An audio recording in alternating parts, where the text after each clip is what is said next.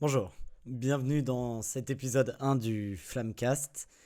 Comme je vous l'ai expliqué dans l'introduction, j'avais envie aussi de me présenter pour qu'on puisse se connaître, qu'on puisse avancer ensemble dans cette belle aventure qu'est le Flammcast.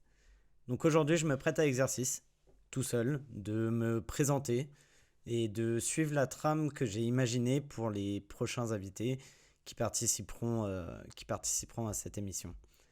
L'objectif est de vous familiariser avec les différentes parties qui composent cette émission et qu'on apprenne aussi à se connaître. On y va? Je me présente, je m'appelle Flavien Denécher, j'ai 32 ans et je suis originaire de la région parisienne. J'entreprends depuis maintenant à peu près 10 ans. Donc mon métier de base c'est directeur artistique, je suis entrepreneur à la communication essentiellement, mais il m'est arrivé dans mon histoire d'intervenir sur d'autres projets, sur des business qui n'ont rien à voir avec la communication, mais où effectivement mes connaissances, mes expertises, devrais-je dire, ont profité à ces projets. Actuellement, je dirige l'agence de publicité Sembrain, qui est une agence de communication slash de publicité, qui a pour vocation de vraiment donner accès à la stratégie, à la communication et au design à des entreprises pour effectivement les aider à se développer et à marquer les esprits de leur audience. L'idée, c'est que j'ai vraiment voulu simplifier les relations entre annonceurs et agences. Et dans ce sens-là, j'ai voulu supprimer une partie des collaborations qui étaient souvent chronophages, qui pouvaient amener aussi des petites tensions, entre guillemets, qui est la partie de commercialisation, la partie de négociation. Donc aujourd'hui, l'agence ne se focalise que sur son travail, dans le sens où notre tarification est très claire et très simple. C'est que vous pouvez engager l'agence soit 15 jours, soit 30 jours, avec des tarifs qui sont déjà établis, et vous accédez dans cette période-là à toutes les expertises et compétences de l'agence. Bien entendu, il y a toute une organisation, tout un process qui est mis derrière, qui permet de garder cette transparence qui m'est chère pour pouvoir être le plus efficace possible sur la réalisation des projets clients. Comment ça s'est construit? Ça s'est construit au moment où je suis arrivé dans le Grand Est, donc ça doit faire 1 an et demi maintenant. Donc j'étais installé sur Nancy à l'origine. J'étais venu, pourquoi? Parce que je devais rejoindre un projet porté par des amis et qui malheureusement c'est pas fait, hein. Je vais pas casser du sucre sur le dos des gens, mais voilà, les conditions n'étaient pas faites pour que le projet soit bien géré et que je m'intègre dedans à 100%. Sachant que j'avais quitté Paris un peu du jour au lendemain, il a fallu rebondir, tout simplement. Et je suis retourné à mes premiers amours qui étaient effectivement la communication, le fait d'entreprendre et de créer une agence qui a du sens. Et donc voilà, Sembrain est né il y a à peu près 1 an et demi de ce fait-là. Les erreurs et les difficultés rencontrées. La structure reste jeune, donc aujourd'hui, je peux pas dire qu'il y ait eu tant d'erreurs que ça. Par contre, effectivement, il y a des difficultés. C'est un secteur qui est pas évident. Et je dois avouer qu'aussi, j'ai eu du mal à comprendre comment fonctionnait ce secteur-là. Pourquoi? Parce que j'avais déjà eu une agence de 2013 à 2017 et je me focalisais beaucoup sur cette expérience-là pour pouvoir construire Sembrain. Sachant que le monde aujourd'hui évolue très vite, que les modes de consommation ont énormément changé, que la manière de faire du business ont énormément changé. Et il y a eu plusieurs mois de doutes, de questionnements et d'essayer de comprendre ce qui se passait et surtout ce qui se passait pas. Pourquoi à cette époque-là, l'agence tournait bien, elle tournait assez naturellement, on va dire, et pourquoi aujourd'hui c'est plus du tout la même chose, le contexte n'est plus le même et je n'arrive pas à porter l'agence aussi rapidement que ce que j'avais pu faire en ce temps-là. Et c'est ça qui est intéressant. Je pense dans l'entrepreneuriat, c'est d'être assez flexible aussi et de ne pas se dire que ce qu'on pense est une vérité vraie et qu'il faut surtout se remettre en question continuellement et essayer de creuser, fouiller, questionner, prendre des rendez-vous avec des gens, discuter avec des gens, partager pour pouvoir se remettre en question et effectivement avancer et développer des nouvelles manières de faire. Vous voyez, je vous parlais au début du mode de fonctionnement par rapport au forfait. c'est une chose, je me souviens quand j'étais avec ma première agence, c'est une chose qui était inconcevable pour moi. Enfin, je ne voulais vraiment pas adapter ce mode de fonctionnement-là parce que dans ma tête, c'était pas normal. Une agence devait fonctionner tarif jour ou tarif horaire et que c'était un peu à la tête du client et que chaque expertise avait son coût et que voilà, c'était comme ça. Donc je suis content d'avoir remonté ce projet déjà d'une parce que passion, mais aussi deux, ça me permet moi de continuer à grandir en tant qu'entrepreneur et ça me permet d'avoir cette résilience en fait, cette remise en question pour pouvoir continuer à avancer et porter les projets. Ce qu'il en est de l'avenir de ce business-là, ce qui est intéressant, c'est que là, ce nouveau modèle, ce nouveau business model est assez récent. Ça fait que quelques semaines qu'on l'a lancé. On a des très très bons retours de la part des clients existants de l'agence, mais aussi sur des nouveaux prospects. Donc je suis vraiment confiant. Je pense que je vais continuer à développer l'agence dans ce sens-là. La particularité aussi, c'est que j'ai voulu splitter la partie digitale. Donc il y a le lancement de 144 DPI, qui est vraiment l'agence digitale de SEMbrain, donc elle qui fonctionne encore sous un modèle plus classique, on va dire, et le Flamcast. Le Flamcast, qui est un projet qui m'intéresse énormément, que j'aimerais vraiment porter jusqu'au bout et faire de belles choses avec pour l'avenir. Donc là, l'idée, c'est de passer à la partie 2, la partie point of view, comme je l'ai appelé, qui est en fait de donner des sujets globaux, des sujets assez vagues, et de demander notre avis, de donner son avis par rapport à ces sujets-là. Premier sujet, effectivement, qui peut arriver sur la table, ça peut être la partie RH, la vision du RH aujourd'hui dans l'entrepreneuriat, dans le fait de monter un business en France, parce que bon, et notamment dans le Grand Est. Si je peux donner mon avis sur le RH. Le RH, c'est quelque chose qui est pour moi essentiel, parce qu'on construit une aventure à plusieurs, on construit un business à plusieurs, et on construit une histoire. Maintenant, c'est très difficile aujourd'hui. Moi, en tout cas, j'ai des difficultés aujourd'hui à trouver des personnes qui sont vraiment motivées à impliquer dans un projet. Alors peut-être que le problème vient de moi. C'est une chose que je vais devoir creuser aussi avec le temps, de savoir quelle est ma vision du business, qu'est-ce que je diffuse en fait autour de moi par rapport à ça. Est-ce que les personnes comprennent bien? Est-ce que les gens en face de moi sont vraiment réceptifs, etc. Et d'être peut-être aussi plus rigoureux dans ma manière d'intégrer les gens à des projets pour m'assurer que leur motivation, mais aussi leur volonté, parce que je pense qu'il y a une question de volonté dans le sens où est-ce que les personnes qui doivent être impliquées dans le projet ont des choses à gagner. Et ça, c'est hyper important parce que c'est comme une collaboration business en fait. C'est que la personne qui travaille, elle travaille pour quelque chose, donc notamment pour de l'argent, mais il y a aussi d'autres aspects qui peuvent rentrer en compte, le fait de s'épanouir, le fait de se challenger, le fait d'apprendre des choses. Il y a tous ces points-là qui doivent être raccords et qui doivent fusionner pour pouvoir fonctionner. Donc aujourd'hui, la partie RH, je suis vraiment je suis mitigé sur comment ça va se passer et sur mon point de vue là-dessus. Je suis pas encore au clair, on va dire. Sur la partie commerciale, je suis un peu un boomer. Franchement, je suis un boomer là-dessus. Pourquoi? Parce que j'ai un peu testé des choses. Alors peut-être, certains diront que j'ai pas testé à fond, que je me suis pas donné les moyens, etc. Mais on voit énormément de stratégies de cold mailing qui sortent avec de la prospection offshore. On voit aussi des techniques via LinkedIn, des choses comme ça, d'envoi massif de messages. Moi, étant boomer, comme je l'ai dit, et très humain, je pars du principe que le business se crée à partir du moment où il y a vraiment une relation qui est établie et surtout une relation de confiance et qu'on a le temps de pouvoir exposer ses idées et le meilleur commercial n'est pas là pour vendre, en fait il est là pour répondre à un besoin. Moi je pense qu'aujourd'hui la création de besoins, en tout cas sur mon métier, n'a plus besoin d'être fait parce que la communication c'est quelque chose qui est primordial pour que les entreprises se développent et je pense que la majorité des entrepreneurs, porteurs de projets, gérants de sociétés le savent. Donc, pas spécialement besoin de forcer pour faire de la vente. Là, moi, la chose sur laquelle je me concentre le plus, c'est de valoriser l'expertise et les compétences de l'agence. Parce qu'on a une agence qui est vraiment très forte. On a quand même des talents au sein de l'agence qui sont en freelance, mais qui restent des gens qui travaillent avec nous. Et il y a du talent, il y a de l'expertise. Donc c'est surtout ça que j'ai envie de valoriser et de promouvoir à travers l'agence. Et surtout d'être visible en fait.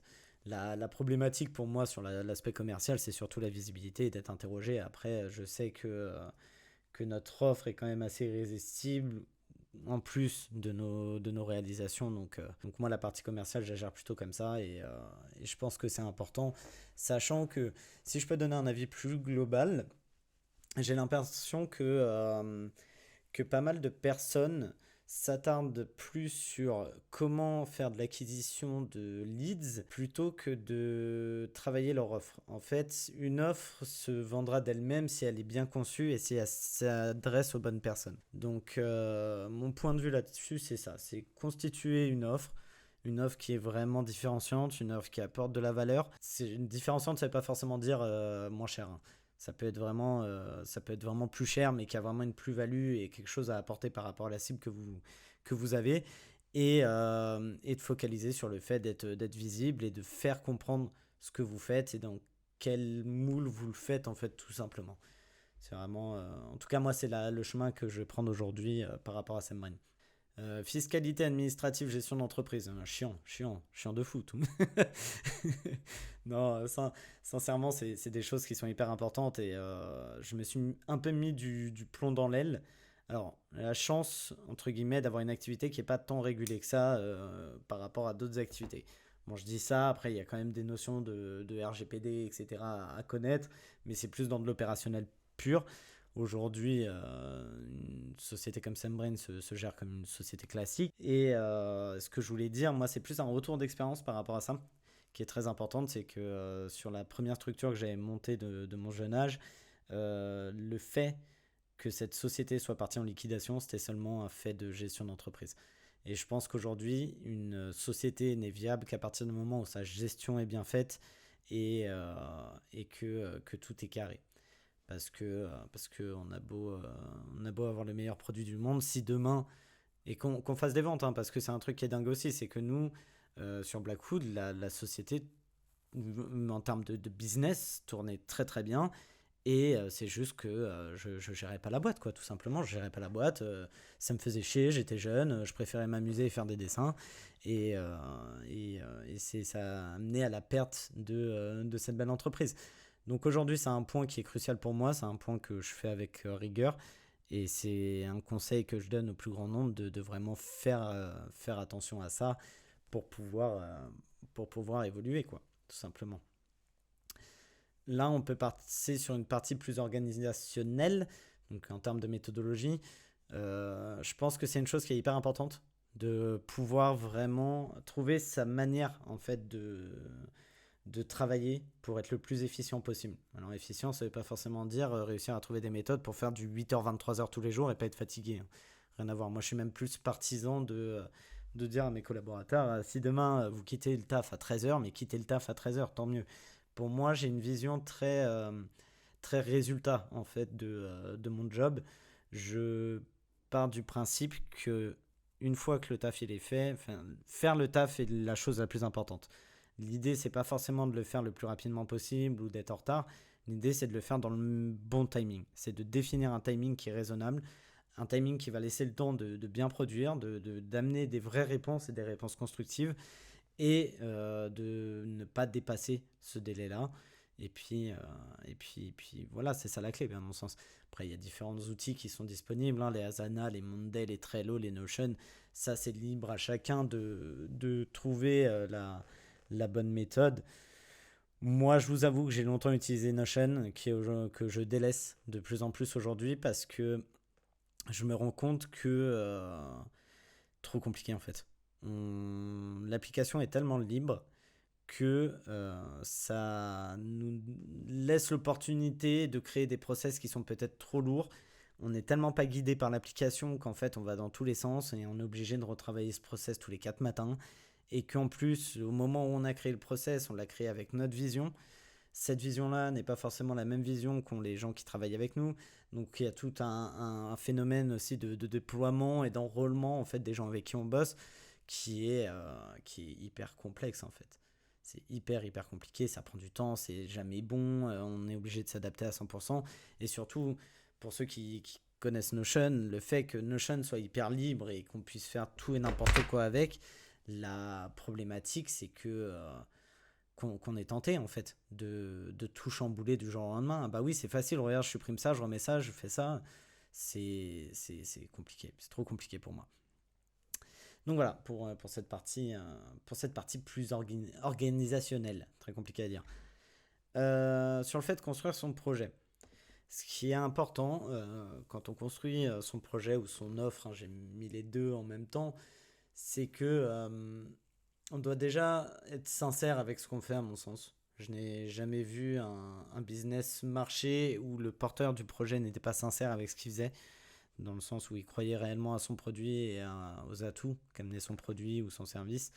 Donc déjà, il y a une question de sincérité derrière. Moi, pour prendre mon cas, je suis passionné de mon métier. Avant même de faire du business, j'étais directeur artistique. Et c'est un métier que je ne quitterai jamais, à mon sens, parce que j'adore ça. Maintenant, c'était aussi compliqué pour moi de construire mon offre autour, parce que moi, j'aime tellement faire ce que je fais. Je conçois pas forcément, quand je suis plus jeune, le fait de vendre, en fait, ce plaisir que j'ai. Donc il y a ça.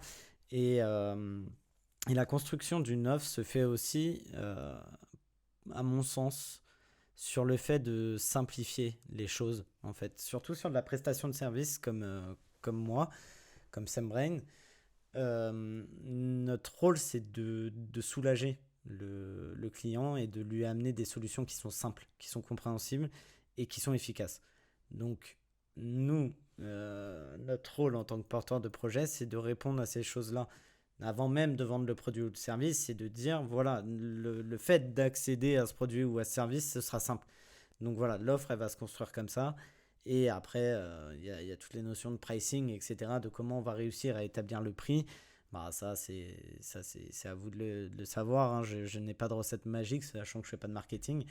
Mais il y a des méthodes, hein, de calcul plus comptables. Je ne sais même pas ce que je pourrais rajouter à ça, hein. Je vous avoue, moi, mon offre, elle a été calculée par rapport au TJM, donc au taux journalier moyen, et voilà, c'était le plus simple possible. Je pense que ce qui est intéressant aussi, c'est de comparer l'offre à sa rentabilité, enfin de trouver une rentabilité à l'offre. Parce que je peux vous donner un exemple, c'est intéressant. À côté de SamBrain, avec des amis, on a créé un atelier, donc l'atelier Bizarre Empire, qui avait pour vocation de proposer des objets personnalisés aux sociétés. En plus, sur le principe, hyper charmé, parce que ça crée de la synergie entre SamBrain et l'atelier, parce que les clients de SamBrain peuvent avoir des besoins sur ces sujets-là, et ça faisait un cercle un peu vertueux de propositions de valeur, en tout cas d'upsell, si vous voulez. Donc on se lance là-dedans, etc. On commence à faire nos premières ventes. Ça se passe bien, c'est sympa. On investit quand même un petit peu d'argent aussi pour les machines et les stocks. Mais franchement, sur le papier, ça se passe très bien. On en vient à un stade où on se dit qu'on va être peut-être un peu plus rigoureux sur le fait de calculer des pricing et de pouvoir faire des offres. C'est là où c'est cool d'être sur ce sujet-là de l'offre. C'est qu'on a remarqué que certains de nos clients souhaitaient faire de la revente par rapport aux produits qu'ils faisaient personnaliser chez nous. Donc ça veut dire que nous, ça nous amenait dans une configuration où on devait calculer effectivement notre prix de vente en ayant une marge qui soit quand même correcte et qu'en même temps, sur ce prix de vente, il y ait une marge supplémentaire qui peut être appliquée pour avoir un prix public pour que nos clients puissent vendre à leurs clients.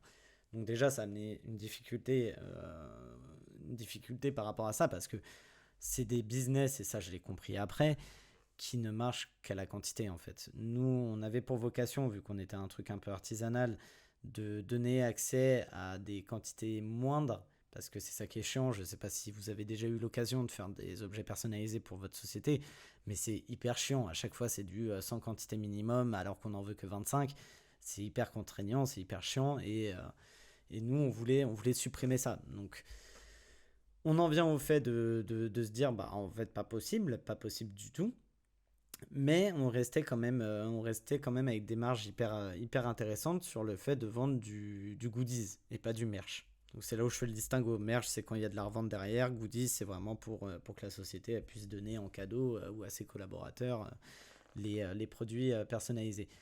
Et même en ayant de belles marges, on s'est rendu compte très rapidement que le volume d'affaires qu'il fallait amener pour pouvoir avoir une structure qui tenait la route était monstrueuse. Franchement, fallait avoir une quantité de commandes qui était au-delà de nos possibilités. Et c'est ça qui est ouf, c'est que on peut, on peut très bien avoir un produit qui est sur le papier rentable et où on fait des belles marges. On avait des produits, on faisait 200% de marge, hein. Mais au final, c'est pas parce qu'on en vend un que le projet en lui-même est viable. Et c'est ça qui est hyper important aussi quand on construit son offre et qu'on construit son projet. C'est pas seulement se dire, ah bah tiens, je vends un morceau de pain à 1 euro, il m'a coûté 30 centimes, j'ai gagné 70 centimes. Non, c'est de voir à la fin du mois ou à la fin de l'année, de se dire, putain, en fait, je dois écouler 2 millions de baguettes ou de morceaux de pain pour pouvoir en vivre et surtout pour avoir aussi des fonds pour pouvoir réinvestir et faire avancer le projet. C'était dingue, franchement, c'était ouf. Donc voilà. Sur la partie communication marketing, hyper intéressant aussi. J'ai plein de trucs à dire. C'est des points qui sont pas négligés, qui sont trop souvent négligés. Alors attention, ok, je comprends ce que vous êtes en train de vous dire. Il a une agence de publicité, il va vendre son truc. Non, non, je suis je suis très honnête vis-à-vis de ça. Pour vous dire, il y a même ça m'est déjà arrivé hein, d'avoir des clients qui venaient me voir où je leur disais que concrètement, la taille de l'agence, la façon de bosser de l'agence n'était pas adaptée à leurs besoins actuels et qu'on arriverait potentiellement à collaborer ensemble dans le futur. Pourquoi? Parce qu'il faut faire aussi en fonction de son stade de développement, de son stade d'avancée. Aujourd'hui, une société qui se lance, je dis une connerie, mais demain il y a quelqu'un qui crée une boucherie, très beau métier, il y a effectivement aussi besoin de la communication sur ces domaines-là et qui a envie de valoriser son savoir-faire à travers ça. C'est ça qui est important, c'est de communiquer surtout pour valoriser un savoir-faire et dire venez me voir, ma viande elle est bonne, etc. Cette personne-là, en lançant sa première boutique, n'aura pas spécialement besoin d'une agence, mais pourra se tourner par exemple vers un freelance qui lui fera un peu de social media, qui lui créera son premier logo et qui lui fera potentiellement une landing page pour qu'il il ait une présence sur Internet. Maintenant, s'il en vient et qu'il travaille bien à développer une deuxième boutique, une troisième boutique, une quatrième boutique, effectivement, là, à ce moment-là, un freelance aura peut-être pas assez d'expertise ou de compétences pour pouvoir accompagner au mieux le développement de ce boucher et lui proposer des services qui sont adaptés à ses besoins. Et c'est là, à ce moment-là, où SEMbrain ou d'autres peuvent intervenir et amener une plus-value, créer une plus-value. Donc c'est ça qu'il faut comprendre, c'est que c'est important, mais il faut aussi le faire à son niveau. Vraiment le faire à son niveau. Aujourd'hui, il y a des choses qui peuvent être mises en place qui sont pas forcément très onéreuses, mais qui doivent être faites. Par contre, là où je suis vraiment convaincu, c'est qu'à n'importe quel stade, une société doit communiquer régulièrement auprès de son audience pour continuer à exister. Maintenant, il y a des manières de faire. Si vous commencez votre business, vous n'êtes pas obligé de faire du 4x3. Notamment que du 4x3 dans le métro vous apportera rien. Si votre produit n'est pas bien construit, si votre marketing n'est pas bien construit, si vous ne connaissez pas votre public. Et ça, en fait, vous le connaissez avec le temps, vous l'apprenez avec le temps. Donc il y a des genres de steps à respecter où vous n'êtes pas obligé de balancer la sauce tout de suite. Allez-y progressivement et je pense que la communication doit vraiment se résoudre comme ça et, euh, et vraiment se matérialiser comme ça. Mais c'est vraiment des points à prendre en compte, c'est hyper important. Et surtout, faites-vous accompagner. Si vous n'y connaissez rien, c'est normal, c'est un métier. Il y aura toujours des personnes qui seront là pour vous accompagner, poser des questions et écouter les retours. Et faites-vous votre avis aussi, hein. Le but, c'est de se former sur tous ces sujets-là. Voilà, je sais plus ce que je voulais rajouter, mais c'est hyper important. Voilà. Troisième partie, c'est les selon toi. La question qui est posée, c'est quelle est une des difficultés que tu as rencontrées et que tu as réussi à résoudre, la solution dont tu es le plus fier. Moi, sincèrement, je pense que l'entrepreneuriat, c'est résoudre des emmerdes tous les jours. Tous les jours, il y a des problèmes, il faut les résoudre, il faut trouver une solution. Maintenant, je vous avoue que, bon, récemment, la chose dont je suis assez fier, c'est effectivement d'avoir réussi à remodeler SEMbrain de manière à trouver un nouveau modèle économique qui, à mon sens, fonctionne et qui, en plus, est une vraie plus-value par rapport à nos clients, à nos prospects. Ça, je trouve ça, moi, je suis vraiment très fier de ça. Après, dans ma vie, il y a pas mal de choses que j'ai voulu créer et que où j'ai dû me dépasser un petit peu. Je peux vous donner notamment l'exemple d'une plateforme e-commerce que j'avais créée avec un des clients de ma première agence, qui était Passion Spiritueux, qui est une plateforme qui avait pour vocation de vendre des spiritueux 100% français, mais vraiment de passionnés. C'était vraiment un business de passionnés, plateforme e-commerce classique, à faire des stocks, etc. Et donc ça, c'était développé maison, hein. C'était un truc qu'on a... Je pense que le projet, sincèrement, on a dû mettre un mois de l'idéation, donc le fait d'avoir cette idée de créer la plateforme et et le moment où on sortait la plateforme. C'était un projet très très rapide, donc qui en soi a bien fonctionné, mais on s'est rendu compte que le business des spiritueux, c'était surtout sur de la quantité. On fait un parallèle avec l'atelier. Ça fonctionne beaucoup à la quantité. C'est pour ça qu'énormément d'alcooliers, enfin de producteurs d'alcool, de bière, etc., passent par des distributeurs.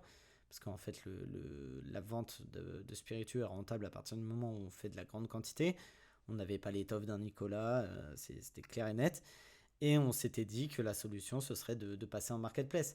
Et c'était ça qui était intéressant, c'était de se dire, bah putain, on voit que la vraie problématique, elle est là. Le fait de passer en marketplace, les producteurs, de toute manière, ils ont l'habitude d'envoyer des palettes et des palettes. Potentiellement, quand il y a des commandes pour particuliers, bah boum, ils grèvent ces commandes de particuliers aux palettes qu'ils expédient. Et puis comme ça fait des économies pour tout le monde. Et nous, on peut trouver notre marge là-dessus. Donc voilà, c'est le genre d'événements qui se sont arrivés et qu'on a réussi à combler. Après, il y en a eu tellement, franchement. Je pense que je pourrais faire un podcast déjà que sur toutes les histoires qui nous sont arrivées à Blackwood. Parce que comme je vous l'avais dit, c'était une agence que j'avais montée très très jeune. Donc franchement, une connaissance du métier proche du zéro. Mais où on sortait des projets incroyables parce qu'on avait la motivation d'y arriver et qu'on se mettait aucune limite. Mais c'était dingue. C'était dingue. C'était pas mal de bricolage aussi. Et donc voilà. J'ai pas non plus envie que ce podcast dure des heures. Et je pense que l'exercice sera d'autant plus intéressant quand j'aurai le premier invité, donc qui est déjà programmé pour le coup. Et je vais vous laisser sur un petit mot de la fin. J'aimerais beaucoup avoir vos retours sur ce premier épisode, qui est un format un peu particulier, je le répète, hein, de base, il y a des interactions. Le but, c'est d'avoir du partage. De base, il devrait y avoir une tarte flambée, j'en ai même pas. Mais voilà, j'aimerais beaucoup avoir vos retours là-dessus, savoir ce que vous en pensez. Et j'espère que vous serez présents pour l'épisode 2. À bientôt.